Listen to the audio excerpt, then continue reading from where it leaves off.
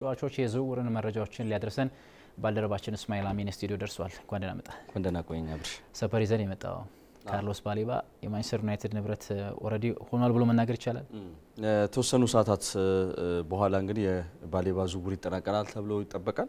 ዘ አትሌቲክ ያወጣው መረጃ ነው። ምናልባት ይሄ ሰርፕራይዚንግ ዜና ነው። ባለፈው ወይም ደግሞ ትላንትና የባሌባ ዝውውር የማይሆንበት አጋጣሚ ነበር። በተለይ ካሪክ ብቻ ፑሽ እያደረገ ሚድፊልዱን ለማስተካከል የሄደበትን ርቀት ተመልክተን ነበር። ኒካስል የጉማሬስና የቶናሊን ዝውውሮች ስለተነጠቀ ባሌባን የሚተካበትን አጋጣሚ ለመፍጠር በጣም እንቅስቃሴዎች ነበሩት። ግን ደግሞ ዩናይትድ በመሀል በመግባት እንግዲህ የዚህን ካሜሮናዊ የመሀል ሜዳ ተጫዋች ዝውውር ሊያጠናቀቅ ከጫፍ መድረሱን የሰዓታት ልዩነት ብቻ እንደሚቀረው ነው እንግዲህ መረጃዎቹ እየወጡ የሚገኙት። ዩናይትድ አዲሱ የመሀል ሜዳ ተጫዋችን በማግኘት እንግዲህ ሊያበስራቸው ደጋፊዎቹን ጥቂት ሰዓታት ብቻ ነው የሚቀሩት። ሁኔታዎቹ ሁሉ ተጠናቋል። የባሌባ የዩናይትድ ዝውውር መጠናቀቁ አይቀሬ ይመስላል። ሳንቶስ፣ ቴሌማንስ እና ኮቢ ማይኖ የመሀል ሜዳውን የሚመሩ ናቸው 6 እና 8 ቁጥር ሆነው። ባሌባ ሲጨምር ደግሞ ሳንቶስ እና ባሌባ በ6 ቁጥር፣ ቴሌማንስ እና ኮቢ ማይኖ ደግሞ የ8 ቁጥርን ቦታ ይመሩታል ተብሎ ይጠበቃል። ስለዚህ የተሟላ ሚድፊልድ ለመሆን እንግዲህ የባሌባ መምጣት ብቻ ይቀሯል። የተወሰኑ ዝውውሮች በተለይ ለባካፕ የሚጠቅሙ ዝውውሮች ካልሆኑ በስተቀር ሙሉ የሚሆንበት አጋጣሚ ይኖራል ተብሎ ይጠበቃል። ይህ ካሜሮናዊ እንግዲህ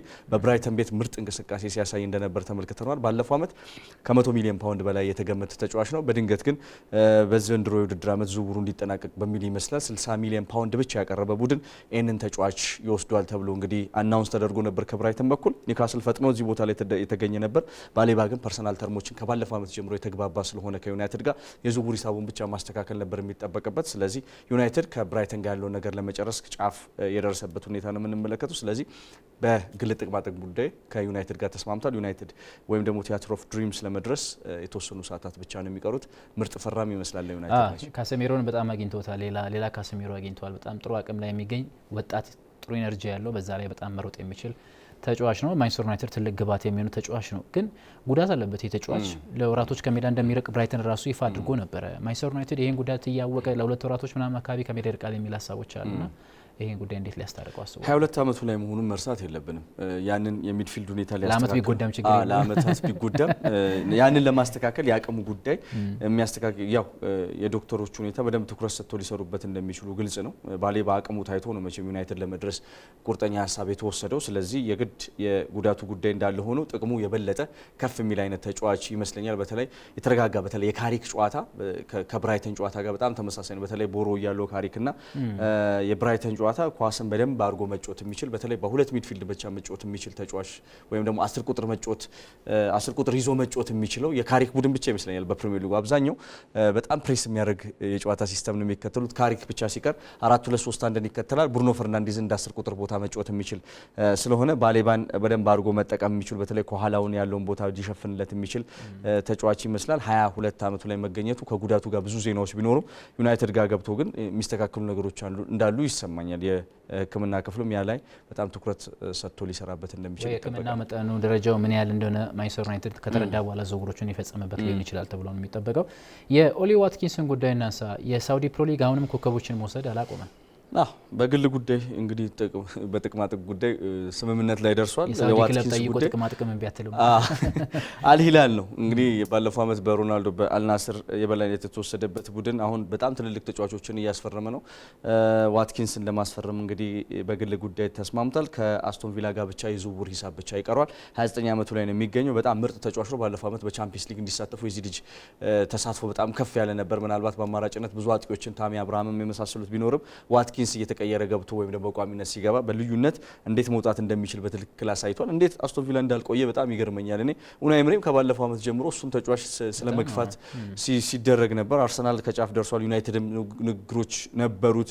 የተለያዩ ቡድኖችም ይህንን ተጫዋች ለመግዛት ግን አስቶን ቪላ ፈቃደኛ ነበር። ዘንድሮ ግን በአልሂላል ጋር ስምምነት ላይ ደርሷል። ስለዚህ ወደ ሳውዲ ማቅናቱ የማይቀር ይመስላል። የዝውውር ገንዘቡ ላይ ብዙም ችግር የሚኖር አይመስለኝም። ባይ ዘ ወይ ሃሪ ኬንን ለማስፈረምም ንግግሮች ጀምረዋል ከወኪሉ ጋር ቡድን አልሂላል። ስለዚህ ሁለቱንም እንግሊዛዊ ተጫዋቾች ለማስፈረም ነው ንግግር እያደረገ የሚገኘው። የዋትኪንስ ጉዳይ በግል ጉዳይ አልቋል። ሃሪ ኬን ግን ከወኪሎቹ ጋር እየተነጋገረ ይመስላልና ትልልቅ ተጫዋቾችን አጥቂዎችን ወደ ክለቡ ለመውሰድ እንግዲህ ይህ የሳውዲ ክለብ በጣም ጥረቶች ላይ ነው። ሰመርቪል ወደ ሳውዲ ፕሮ ሊግ ሲሄድ ዌስትሃም ከለጠፈበት ገንዘብ 15 ሚሊዮን ፓውንድ ተጨማሪ ተደርጎለት ነው ሄደውና የገንዘብ ችግር በቦነስ ሁሉ ነው ሄደው። ኒኮ ጎንዛሌዝን እናንሳ እስቲ። ሲቲ ሊለቅ ይችላል 2025 ላይ ነው እንግዲህ ጃንዋሪ ላይ የፈረመው። አሁን አንድ አመት ከግማሽ ነው ማለት ይቻላል።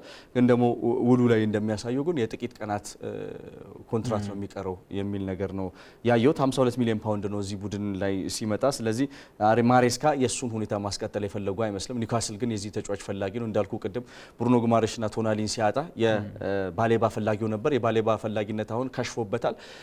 ወደ ኒኮ ጎንዛሌዝ ፊቱን አዙሯል። ምናልባት የሚያገኘው ነገር በጣም ሰፊ ይመስላል። በጣም ምርጥ ተጫዋች ነው። በተለይ የሮድሪ በተጎዳ ሰዓት የፈረመ አጋጣሚ ላይ ከተመለከትከው በተለያየ የጨዋታ ቅርጽ በደንብ የተጠቀሙበትን ፔፕ ጋርዲዮላ ተመልክተነዋል። ያው አሰልጣኝ ይፈልጋል ልጁ እንደተመለከትኩት። ፔፕ ጋርዲዮላ ሲጠቀሙበት በጣም ስማርት የሆነ ተጫዋች ነበር። በተለይም በልዩነት ከሊቨርፑል ጋር የነበረውን ጨዋታ ስናስታውስ 3-0 ሲያሸንፉ ከበርናንዶ ሲልቫ ጋር የነበረውን ጥምረት በደንብ ማስታወስ ያስፈልጋል። በጣም ሮድሪን ያስረሳ በሚመስል ነበር ሁኔታው። በተለይ የመጀመሪያዎቹን 12 ጨዋታዎች ከኒኮ ጎንዛሌዝ፣ ፎደን፣ በርናንዶ ሲልቫ የነበሩበት የጨዋታ ሲስተም በጣም ምርጥ ነበር። ሬንደርስም የነበረበት የጨዋታ ሲስተም በጣም ተመችቶት ነበር። ያው ተቃራኒ ቡድኖች እስኪያውቁት ድረስ ኒኮ ጎንዛሌዝን መጠቀም የሚችሉ አሰልጣኝ ከሆኑ እንግዲህ በደንብ ይጠቀሙበታል። 24 ዓመቱ ላይ ነው የሚገኘው። እስካሁን ግን የሚገርምህ ነገር ለስፔን ብሔራዊ ቡድን አንድም ጨዋታ አልተጠራምና አልተጫወተም። ያ ተስፋ ኖሮት ነው እንግዲህ ወደ ኒውካስል ያደርገው ዝውውር የተሳለጠ የሚገኘው። ኒኮ ጎንዛሌዝን ማስፈረም የሚችሉበት አጋጣሚ ከተፈጠረ 4 ተጫዋቾችን በክረምቱ አስፈልሟል። ኒውካስል ግን በጣም ከ20 ዓመት የተሻገሩ ተጫዋቾች አሉ። አሁን ግን የ24 ዓመትና ልምድ ያለውን የመሀል ሜዳ ተጫዋች ያገኛሉ ተብሎ ይጠበቃል።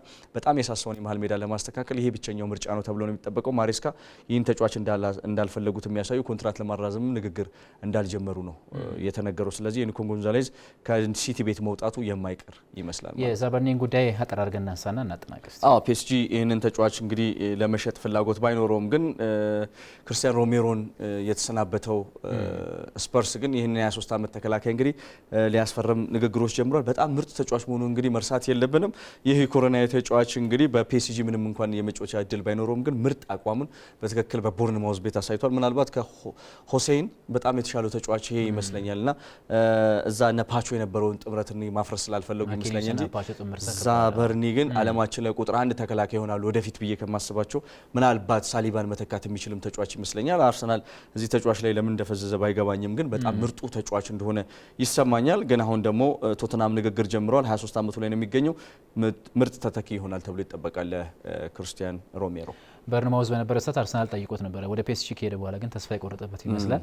ቀጣይ የምናየው ነው የሚመስለው። እስማኤል ግን ለዝውውር መረጃዎቹ ከልብ አመሰግናለሁ።